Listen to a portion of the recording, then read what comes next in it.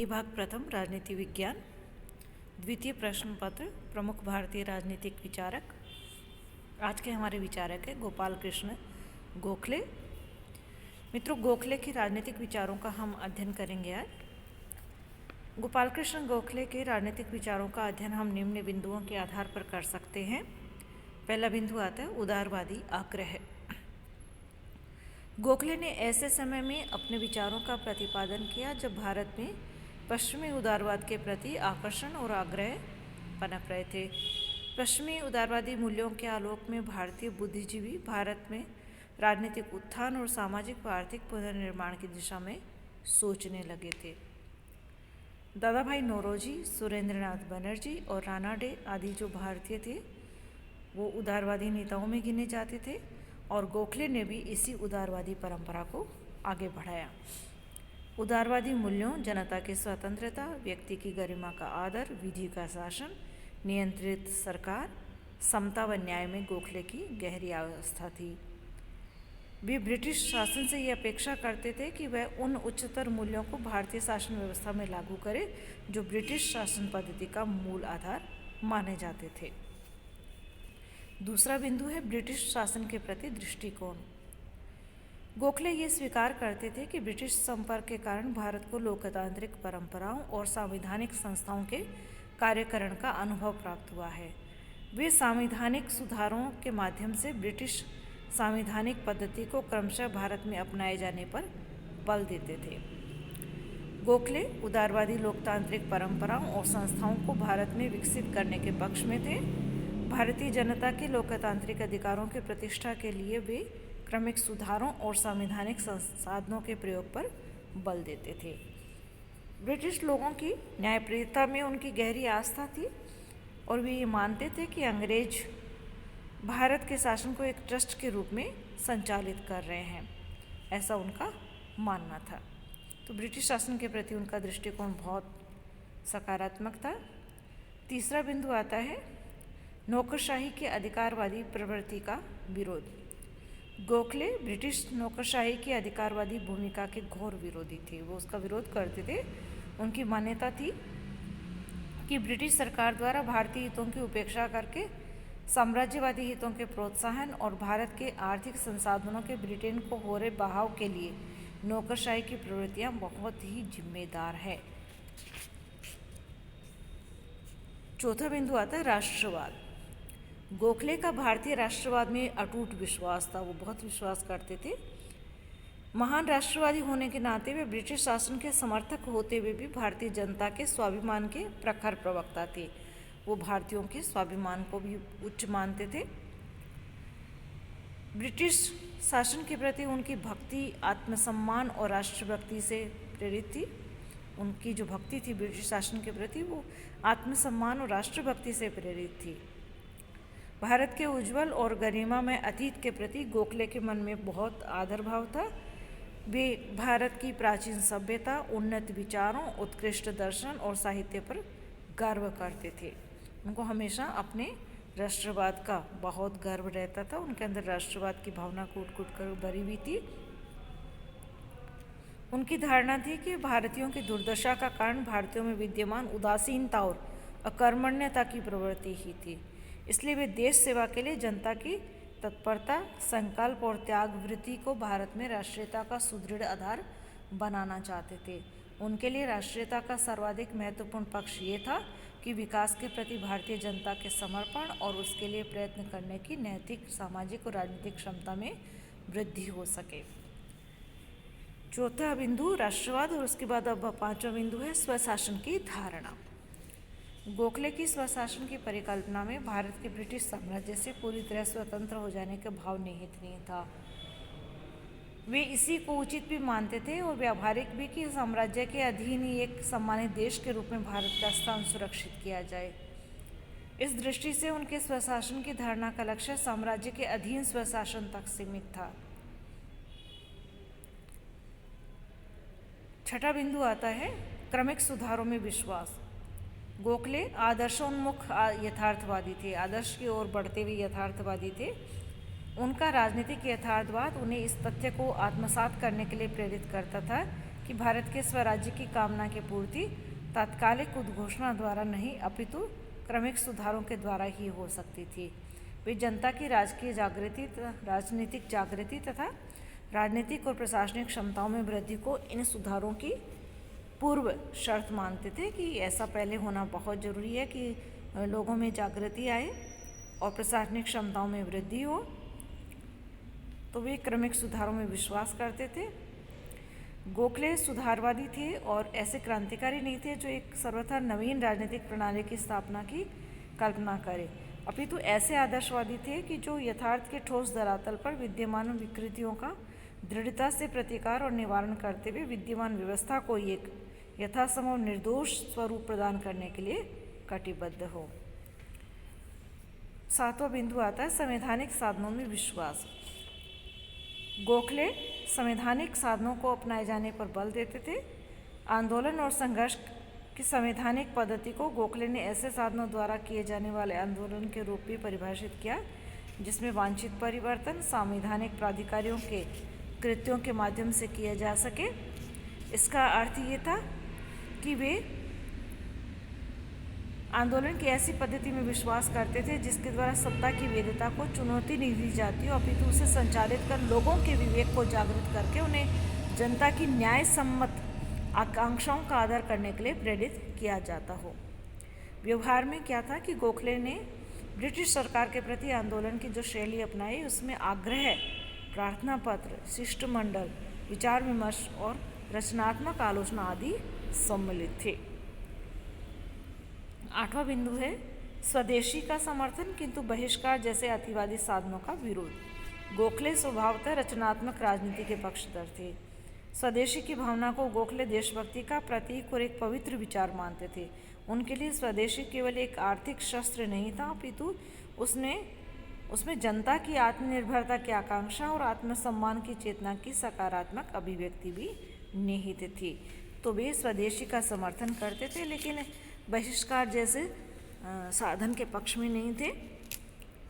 उनकी मान्यता थी कि स्वदेशी के माध्यम से भारत की आर्थिक आत्मनिर्भरता का मार्ग प्रशस्त होगा। साथ ही भारतीयों में ऐसी भावना भी जागृत होगी कि वे एक दूसरे की आर्थिक समस्याओं को हल करने में सहयोग करें। 9वां बिंदु है व्यक्ति के अधिकारों व स्वतंत्रता का समर्थन।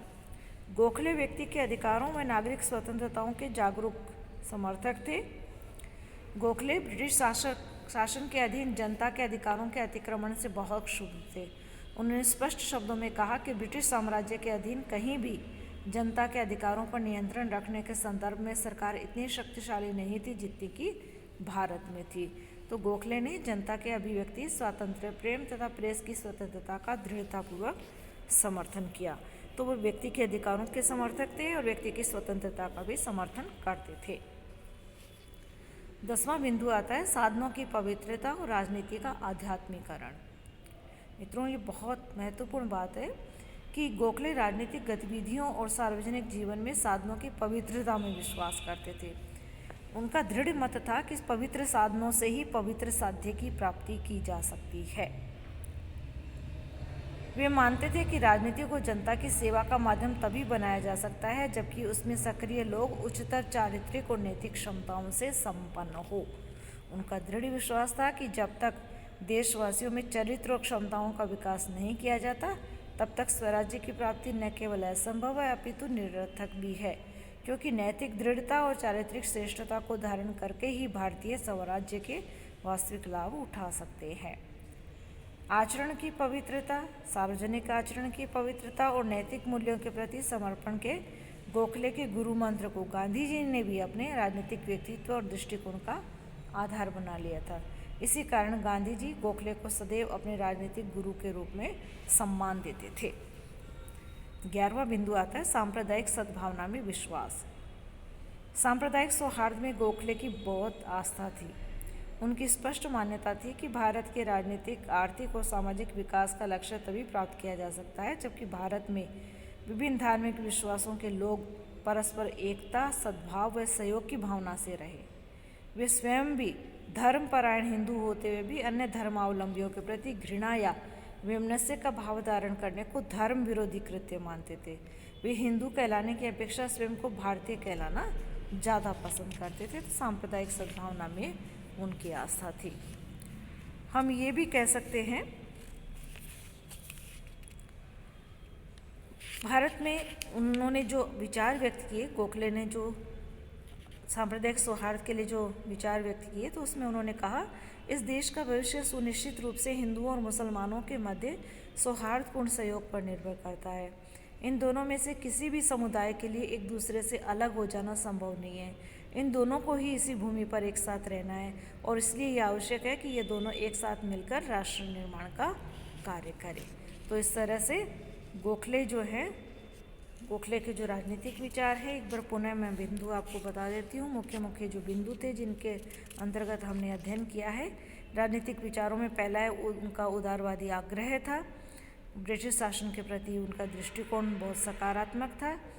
तीसरा बिंदु नौकरशाही की अधिकारवादी प्रवृत्ति का वो विरोध करते थे। उनका ये मानना था कि ब्रिटिश सरकार द्वारा जो भारतीय हितों की उपेक्षा की जाती है और साम्राज्यवादी हितों का जो प्रोत्साहन किया जाता है और भारत के आर्थिक संसाधनों का जो ब्रिटेन को बहाव हो रहा है, ड्रेन हो रहा है, वो वास्तव में क्या है, नौकरशाही की प्रवृत्तियों के कारण ही हो रहा। नौकरशाही इसके लिए उत्तरदायी है।